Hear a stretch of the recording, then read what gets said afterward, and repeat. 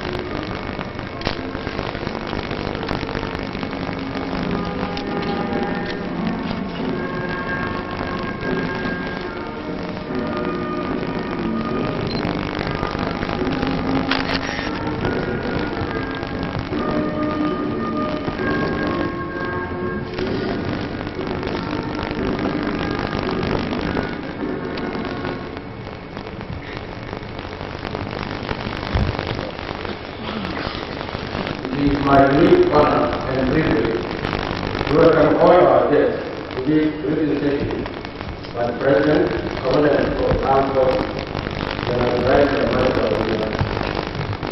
In particular, I wish to welcome Mr. President, General Babangida, whose tireless support in seeing the implementation of various stages of the transition program is being today. I would also like to seize this opportunity to congratulate and welcome all members of the National Assembly. Similarly, I wish to express profound appreciation to all our invited guests, especially members of the diplomatic corps, for honoring our invitation at very short notice. Today marks yet another milestone in our march towards the restoration of democratic governance in Nigeria. Indeed, our gathering this morning clearly demonstrates the government's commitment to return power to an elected civilian administration in accordance with the transition to civil program.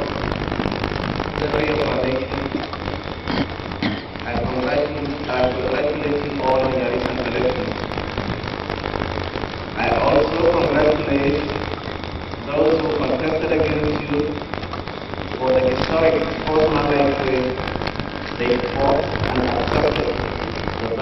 the electorate. The transition program has set great store by free and fair electoral contest, and those recent elections have indicated what significant progress we have made in achieving that objective. It can now be said that we are truly in the process of institutionalizing a new political culture of tolerance, fair play, and commitment to the domestic effort. It should now be clear to all and sundry that the transition program is well on track and that this on its set schedule. As an historical process, administrations come and administrations go. The nation, however, remains, and so is the task of governance is a continuous journey. Such basic social policy issues also provide the thread of continuity, and certain enduring values must be transferred to successive administration to a minimal measure of social stability. In your own case, you are relatively privileged to be coming through a smooth transition program designed as a built-in learning process. It is expected, in this sense, that between now and the end of the year, all key problems associated with the setting up the National Assembly would have been resolved. Examples are the provision of administrative infrastructure, access to fairly conducive physical facilities, familiarization with both the letter and the spirit of legislative standing orders, skills in parliamentary language and behavior, appreciation of the need for control debate and entrenchment of proper moral tone as we will elect to guide this nation. I would also argue to please try to know this country as a whole, physically and socio-culturally, and familiarize yourself with the people of this nation, not simply with the respective constituencies which you represent. Apart from the opportunity to congratulate you and welcome you, my primary purpose of addressing you today is to provide you with an overview of the state of the nation and the extreme policy challenges that are likely going to confront you. I will take into confidence as partners in the democratic enterprise we have together pursued these past 7 years. In doing so, I hope to facilitate your role of legislative oversight in the Federal Republic by indicating in broad terms the policy deficit which this administration is leaving behind and which together with the executive branch of government you will necessarily inherit. The underlying principles of our transition program have been informed our political, economic, and socio-cultural agenda these past 7 years. These principles rest essentially on our vision for a liberal democratic, economically self-reliant and sustainable, prosperous Nigeria. Taking the point of departure, the fact that federalism, presidentialism, and republicanism are central political issues over which there is a broad consensus in this country, we then proceeded to share and design institutional and attitudinal reform measures to consolidate these areas of consensus in our national life on the provision that we need to move forward and do away with the difficult weakness of the past. We must all learn appropriate lessons. We must courage, undertake nothing even painful, political, economic, and socio-cultural adjustment measures. The challenge of political and economic transition for us has been and still remains how to devise short and medium-term strategies to achieve the that is the challenge of the transition, which has also been a problematic one for us. This is because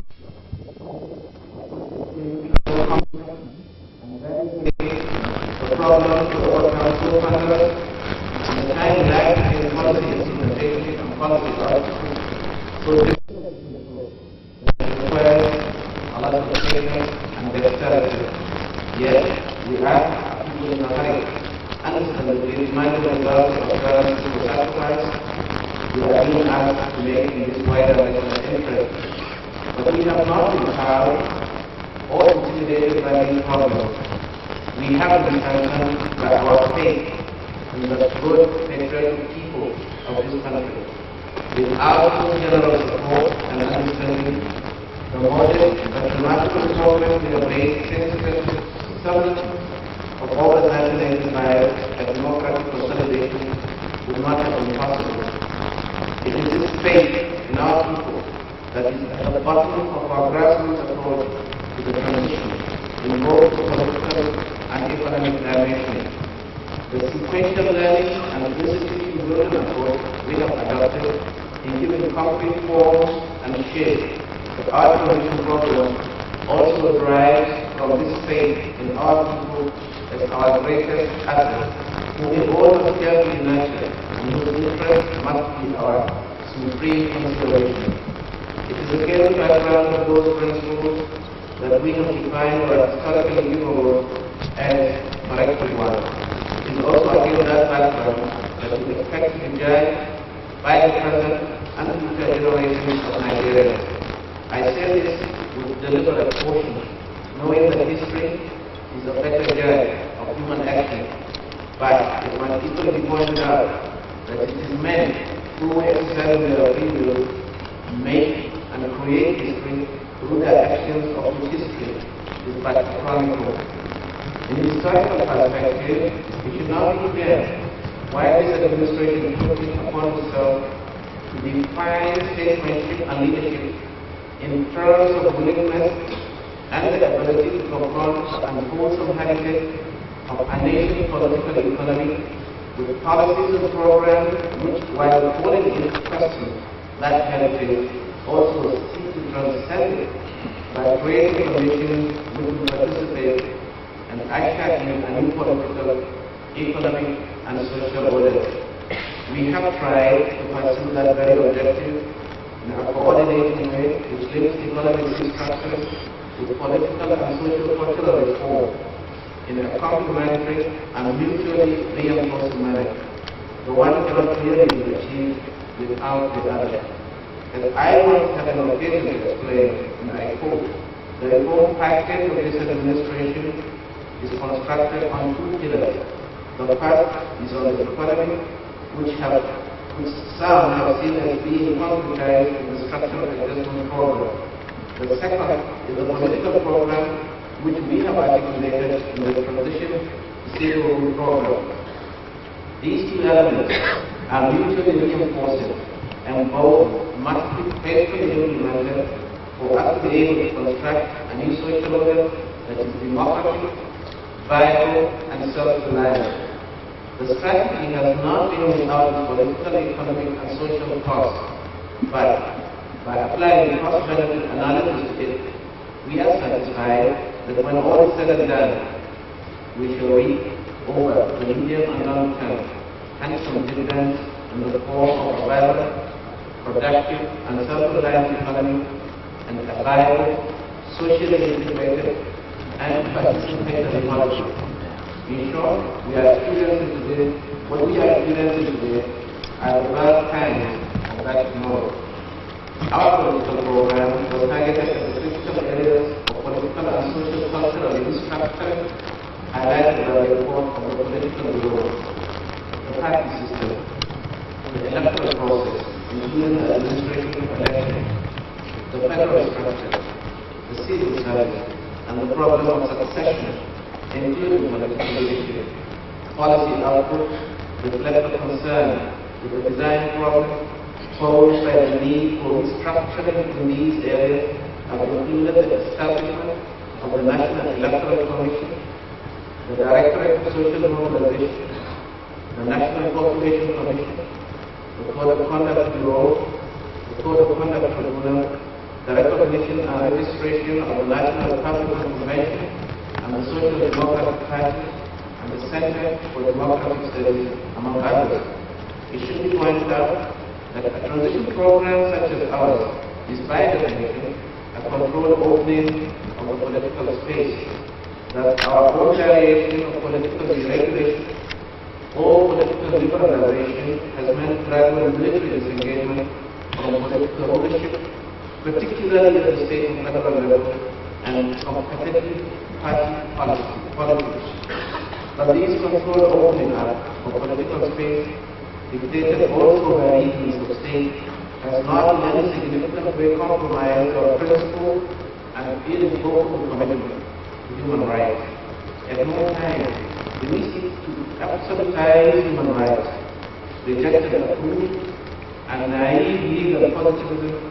We nevertheless also believe that the government has a responsibility, as I stated in my maiden address to the nation's president, to ensure that liberty, properly speaking, does not generate influences. In other words, we should distinguish between freedom and liberty. We have a social and political responsibility to ensure also that the abstract assertion of human rights is not, as it sometimes portrays, a substitute, undermine, or subtract the condition. Let me touch briefly on the issues of political extremism and consensus politics. Our aversion to extremism is a byproduct of our commitment to the liberal values of tolerance, accommodation, and moderation. Furthermore, federalism and presidentialism as central issues in our nation's political life are incompatible with extremism of the right and of the left. We have also rejected the case for a consensus government which significantly has come from outside the mainstream of the two registered political parties. We have rejected because what it is advocating is a government of selection and not the time-honored liberal democratic system of election. Our own approach to the problem of governance is both realistic and flexible. We are committed to the creation of a legacy that will ensure the succession of visionary leaders at all levels of the nation's political life. Political reality or pragmatism also demands that we all appreciate the constraints imposed upon us by our history and that we strive to turn these constraints into political capital. Our political program, as indicated earlier, must of course be viewed as a deliberate attempt to nurture the social environment for a restructured economy that can ensure a mobile and sustainable development process. This implies a more profound understanding of the fundamental problem of poverty as a structural feature and historical fact of our economy. Properly understood, redressing such entrenched and widespread poverty must go well beyond measures of ad hoc alleviation. It then results into a concept of not what government does to the people or gives to them, but rather what the people do for themselves with the active collaboration and catalytic resources of government. It is in that context that the development is viewed today in terms of people as the object of policy attention. But it would be wrong to see this primarily in terms of people's consumption of goods and services. Rather, the basic focus should be in terms of people's capacity to produce goods and services efficiently and competitively. The main emphasis of governance, including the legislation of appropriate roles, is how to assist in expanding the nation's production frontier and to share the fruits of such expanded production value equitably and with minimal social and environmental damage. It is in that sense that once the right process has been created for people to develop their own capacities, they will be better able to induce change, to manage change, and to become valuable instruments for further change in an increasingly dynamic and competitive world. It cannot be said that the concept of development just described was one pursued during the heydays of our national oil boom. While it is out of place to go into the details of the economic system this administration inherited, let me attempt a brief characterization of it, if only to place the economic problems we inherited and our efforts to overcome them in context. The profligacy of the Second Republic is now common knowledge. Outside the oil sector, real production was poor, and preoccupation with trade and the pursuit of easy surplus rising. Import dependency intensified, and domestic food security eroded as the internal terms of trade ran against agriculture and rural activities. Exportable commodities outside petroleum products became progressively undermined. Domestic consumption patterns became rapidly anchored on foreign acquired tastes, and the narrowing domestic investment was itself erected on a consumer-oriented import substitution strategy that depended not on domestic natural resources but on imported raw materials. Public sector expenditure expanded rapidly without adequate attention to the sustainability of government revenue base. Funds were borrowed heavily from outside and expended not substantially from profitable ventures, but more from prestigious consumption, and prestige projects were sometimes just cycled out of the country. Meanwhile, there followed an enormous and rapid compression of the nation's import capacity as export earnings fell. Population and urbanization surged. Investment opportunities declined in the face of high capacity underutilization, and infrastructural facilities deteriorated. By the mid-1980s, that emerging gloomy picture was compounded by a chronic balance of payments crisis, an overvalued exchange rate propped up by an inefficient system of import licensing, rapidly rising food import fees, failure to pay fully or promptly public service wages and salaries in spite of persistent fiscal deficits, a debilitating and unproductive culture of consumption, low productivity, import-dependent production process, decaying agriculture, and bloated public service personnel. The perilous state of the economy was itself not unrelated to its historically based, dependent, underdeveloped, unintegrated, and asymmetrical urban-rural character. Realizing that previous regimes had tended to lack the political will, courage, and vision to tackle the structural problems of Nigeria's underdevelopment, we, as an administration, decided to take the bull by the horn. We had no doubt from the beginning that we needed to take drastic measures to restructure the economy along more productive and self-reliant lines. This was why we declared a 15-month national economic recovery emergency on the 1st of October 1985, with powers given to the President to introduce measures to reorganize, stimulate, deactivate, and improve the productive sectors of our economy, particularly the agricultural and industrial sectors. The ensuing national debate on the International Monetary Fund facility is now part of our economic and political history. An important outcome of that debate was the introduction in mid-1986 of a homegrown structural adjustment program.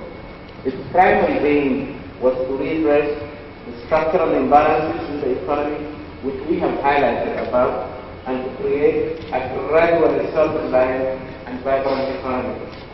In our development policy reforms, we have sought to diversify the production base of the national economy. We have also deregulated the production and export of our primary commodities to reduce over a long period the heavy and unhealthy reliance on petroleum production and export. This has led to the physical reactivation of cash crops as well as food crop production, higher returns to farmers as their previously adverse internal terms of trade were being reversed, and a progressive emphasis on local sustainable materials like industrial processes. Other features of the program include the formulation and implementation of policies to achieve less distorted pricing of goods and services through the gradual reduction of subsidies. Public enterprise also started to rationalize through various degrees of divestment, privatization, and commercialization. A centerpiece of the program was the quest for a more sustainable foreign exchange regime to be correct and embedded in the valuation of our currency. We are, of course, quite conscious from the beginning that our structural adjustment program will require painful sacrifice. and that the losers, who are often the more articulate segment of the society, will show up much sooner than the gainers, often unorganized and assorted groups with little social voice. But we have not been indifferent to the painful consequences of the reform program. We have introduced from time to time since 1989 innovative and palliative measures to cushion the pains and provide some relief to the more vulnerable groups in the economy. Permit me at this point quote from my address to the nation on the 12th of December 1985, when I announced the rejection of the law. And I said, government has come to the conclusion that for now the path of honor and the essence of democratic patriotism lies in discontinuing the negotiations with the IMF for a support loan. We have, therefore, decided to face the challenge of restructuring our economy not through an IMF loan, but a determination of our own people to make all the sacrifices necessary to put the economy on the path of sustained growth, doing so at our own pace and on our own volition. We must by ourselves and on our own terms do all those things which will help restructure our economy, no matter what pains are involved during the adjustment period. That is the path of economic reconstruction, self-reliance, and democratic patriotism, unquote. I must therefore emphasize, as I have done on numerous occasions, that our adjustment program is central to our national recovery. It has required boldness and imagination to pursue it in the teeth of considerable opposition from economically, financially, and politically powerful vested interests within and outside the country. Interests that have also only been too keen to explore the program's inevitable painful consequences of fomenting civil unrest and disorder. We have sought to maneuver our way very carefully through the political minefields laid for us by these vested interests, and we have done so without aborting our transition and reform program. Elsewhere, in some other discovered economies of the underdeveloped world, the story has been different. But the political and social costs of economic and financial adjustment have led the impact and subsequent termination of transition by reactionary forces. What is not often realized in this country, amidst the valid and understandable claims about the program's painful consequences, is the picture which is gradually emerging on the little sum but more beneficial effects. The program has stimulated non-oil export activities. It has encouraged a shift in the consumption of locally produced goods and services. It has enhanced the local sourcing of raw materials. Acceptable changes in consumer taste are already taking place, particularly away from manufacturing goods and services.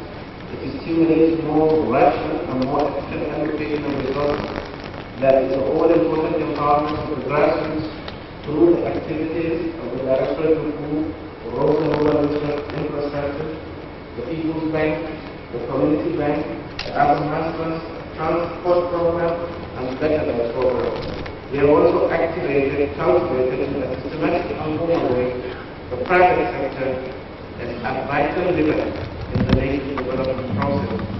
True, some people's perception of structural adjustment programs is generally influenced by the feeling that external pressures of the West see the debt burden as an opportunity to price their ideologically flavored views of development strategy in order for them to maintain present endless world economy.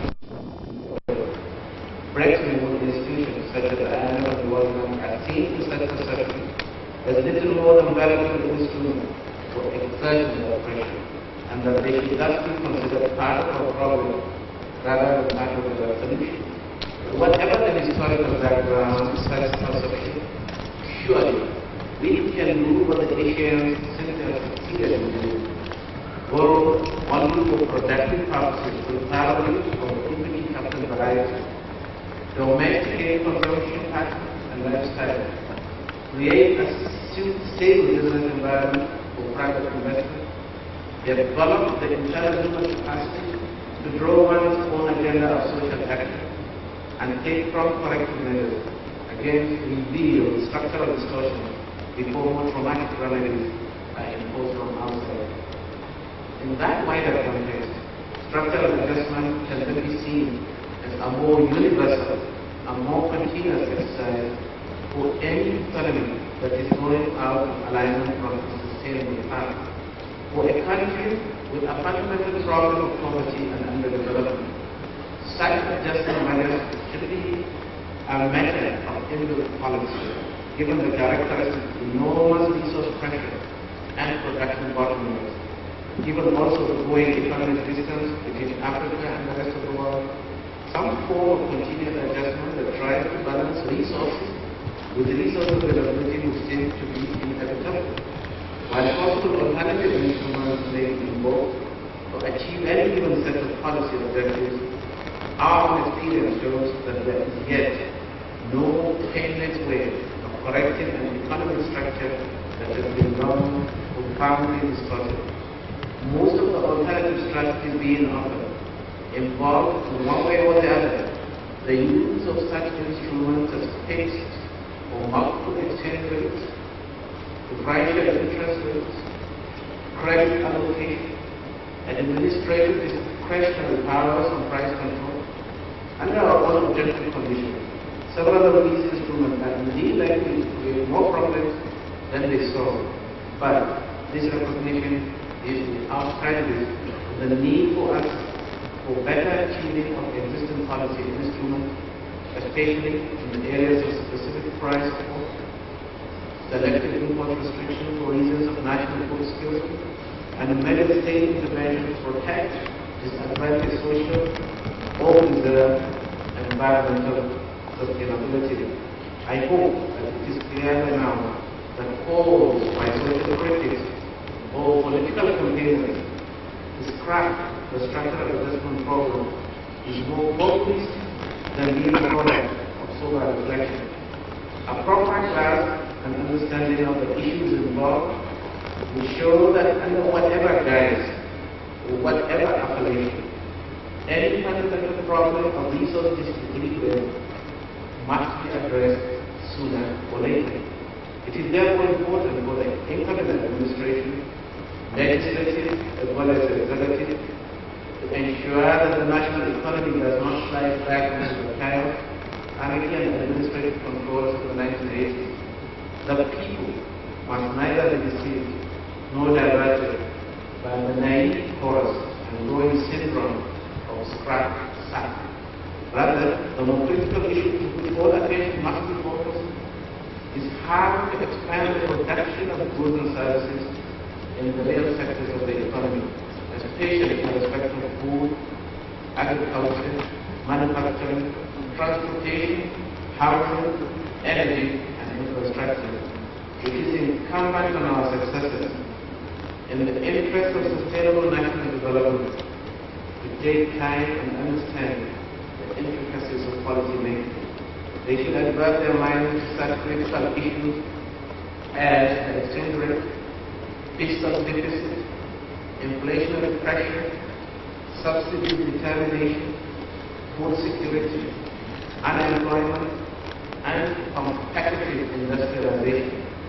They owe it to all the people of this country an appreciation of the fact that the true goal of a nation's development is not the long list of welfare services demanded of government, but rather the efficiency of the stock of human and material capital harnessed for production.